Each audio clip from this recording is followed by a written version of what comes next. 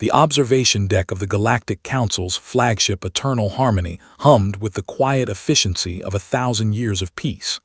Elsa stood before the panoramic viewport, her reflection ghosting over the stars, hands clasped behind her back in a posture that betrayed her military background.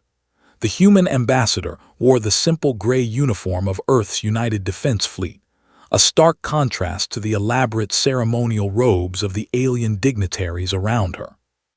"Ambassador Elsa," chittered the insected Crick's representative, its translucent wings trembling with what the translation software interpreted as amusement. "Your species requests membership in the Galactic Council, yet you bring no tribute of advanced technology, no proof of evolutionary sophistication.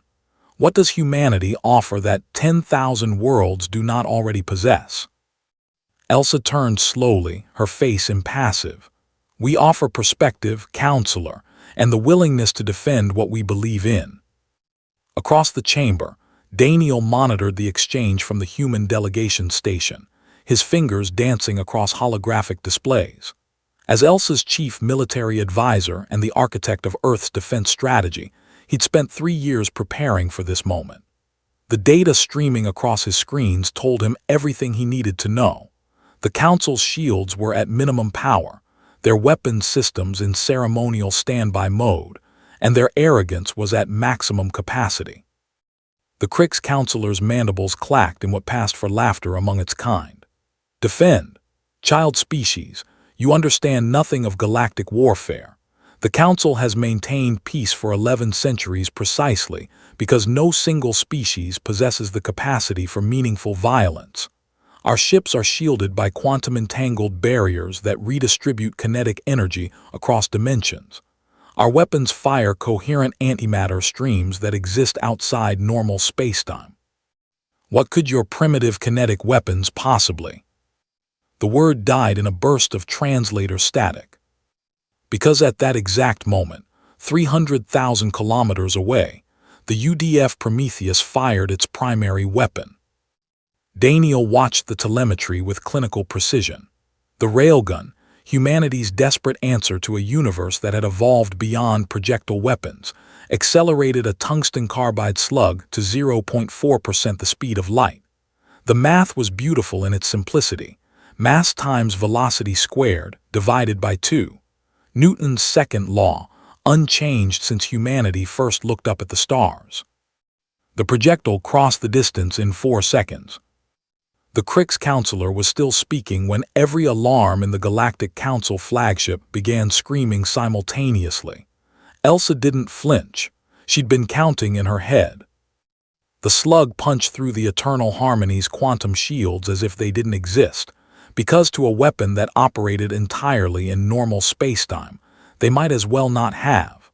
The dimensional redistribution systems, designed to dissipate energy weapons and antimatter streams, found nothing to dissipate. The projectile simply was, moving through space with the inexorable patience of ballistic physics. It struck the aft sensor array, a non-critical system, exactly as Daniel had calculated, and converted 3 tons of exotic matter into superheated plasma in a microsecond. The flagship shuddered like a wounded beast. Silence crashed over the observation deck like a physical force. "Impossible," whispered the Zenthian delegate, its crystalline form refracting the emergency lighting into 1,000 fractured colors. "Our shields operate on the principle of dimensional energy transfer," Elsa said calmly, as though she were discussing the weather. "They're very impressive. Took us 6 months to understand the mathematics." She gestured toward Daniel, who projected a holographic schematic into the center of the chamber. "They work perfectly against every weapon system the galaxy has developed in the last millennium. Energy weapons, antimatter streams, even exotic matter bombs. All of them require interaction with the quantum foam of spacetime itself."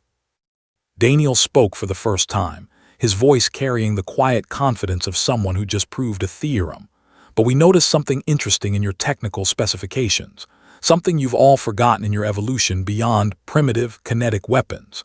He manipulated the hologram, showing the railgun's firing sequence in excruciating detail. Your shields don't stop mass. They stop energy transfer. A railgun doesn't transfer energy through quantum entanglement or dimensional folding. It's just metal, moving very fast in very normal space. The observation deck erupted in chaos.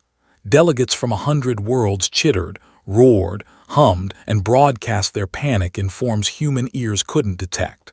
But Elsa heard the only sound that mattered: the sudden, sharp silence from the military advisors flanking each delegation.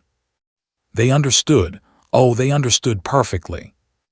The Vortak war leader, a species that hadn't seen combat in 900 years, leaned forward with its 6 eyes fixed on Elsa.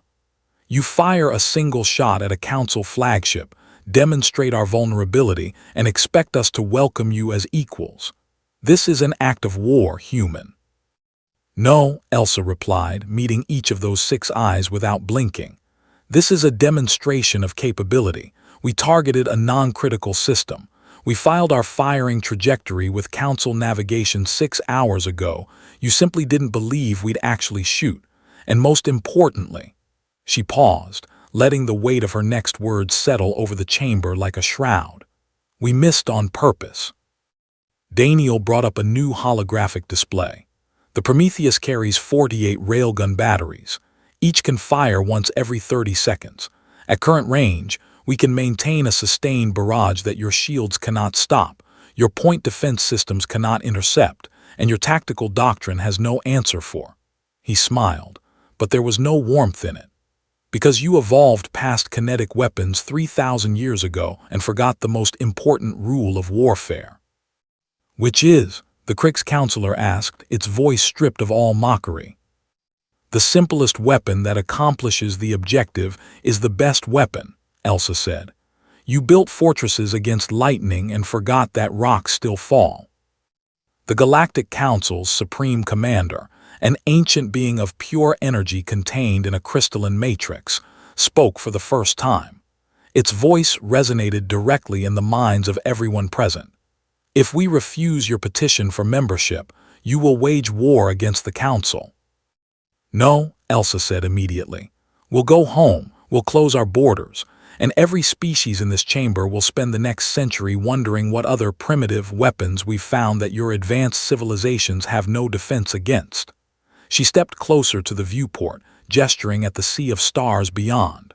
Or, you accept that humanity might have something valuable to contribute, a perspective you've lost. A reminder that evolution isn't always about moving forward. Sometimes it's about remembering what worked. Daniel watched the tactical displays as ships across the Council fleet reconfigured their defensive postures. Quantum shields were being reinforced with crude physical armor plating. Energy weapon batteries were being supplemented with mass driver systems. 10,000 years of military doctrine was being rewritten in real time. All because humanity threw a rock very, very fast. The crystalline commander was silent for a long moment. Then, the Council will deliberate on humanity's petition. In the meantime, Ambassador Elsa, we request complete technical specifications for your railgun technology. Elsa smiled. It wasn't a nice smile. Of course, Commander, in exchange for full access to your quantum shield mathematics, I believe that's called mutual cooperation. We humans have another word for it: diplomacy. As the chamber dissolved into frantic negotiations, Daniel allowed himself a small, satisfied smile. Beside him, a holographic message from the Prometheus blinked into existence. Round 2 loaded and ready. On your order. He dismissed it with a wave. They wouldn't need round 2. Humanity had just taught the galaxy's greatest empires the most important lesson in the universe.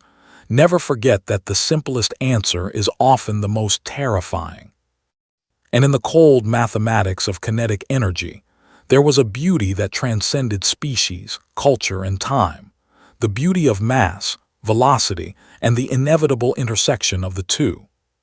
The galaxy had frozen in fear, not because humanity was more advanced, but because they'd remembered what everyone else had forgotten.